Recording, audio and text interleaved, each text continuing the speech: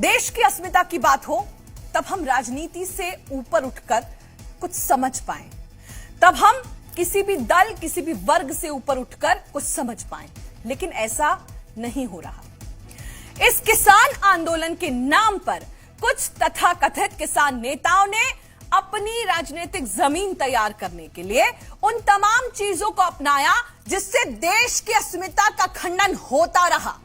26 जनवरी का दिन चुना गया, उस जगह को प्रोटेस्ट बनाने के लिए, उस प्रोटेस्ट करने के लिए जगह के लिए चुना गया।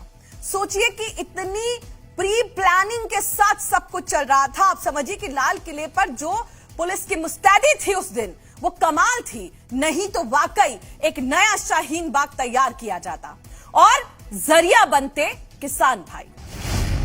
फर्जी किसान बने दंगाइयों का प्लान डीकोड। 50 लाख में किया था तिरंगे का सौदा। किसान आंदोलन के नाम पर पिछले 6 महीने से देश ने जिस तरीके का माहौल देखा, वो बेहद शर्मिंदा करने वाला, देशभक्तों में आक्रोश भरने वाला रहा। लाल किले पर अराजक गैंग ने गदर मचाया। ट्रैक्टर से दिल्ली को रौंदने वाले, हाथों में तलवार लहराकर लाल किले की प्राचीर को शर्मसार करने वाले वो गद्दार जो किसानों को ढाल बनाकर दंगे का प्लान तैयार कर चुके थे। लेकिन कई विपक्षी दलों ने इस साजिश की जगह तात्कालिक हिंसा माना और इसके लिए व्यवस्था को ही दोष देते रहे। अब लाल किला हिंसा कांड में दिल्ली पुलिस ने जांच के बाद जो चार्जशीट सौंपी है, उससे देशद्रोही गैंग की साजिश पूरी तरह बेनकाब हो गई। लाल किला पर तिरंगे की जगह धार्मिक झंडा फहराना था। इसके लिए बड़े स्तर पर फंडिंग भी हुई। 50 लाख रुपए के बदले तिरंगे के अपमान की साजिश रची गई।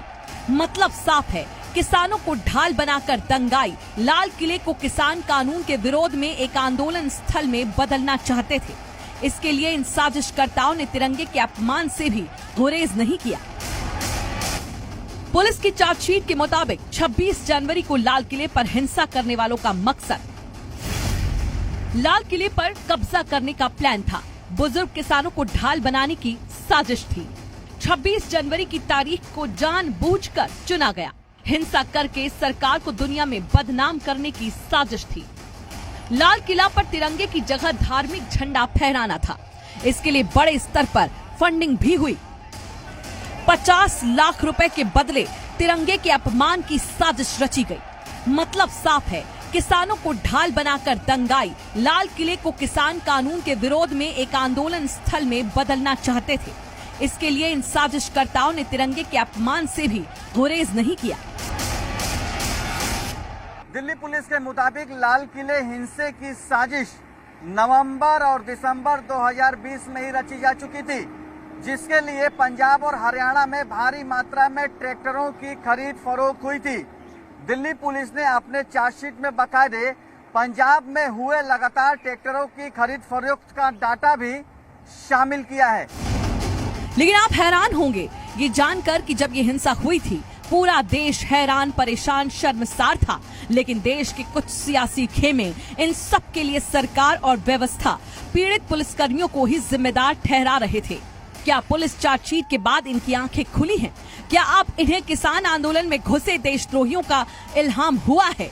और सबसे बड़ा सवाल आज ये कि लाल किला बंधक की सुपारी किसने दी? कौन है मास्टरमाइंड?